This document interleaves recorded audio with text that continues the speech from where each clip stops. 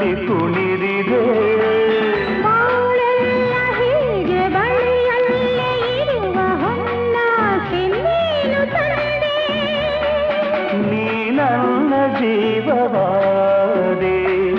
ಮನೆಯನ್ನು ಬೆಳಗಿದೆ ಇಂದು ನೀ ಬಂದು ಸುಖ ತಂದು ಕಣ್ಣಲ್ಲಿ ಕಲೆತೆ ಉಸಿರಲಿ ಬೆರೆತೆ ನೀನು ನನ್ನ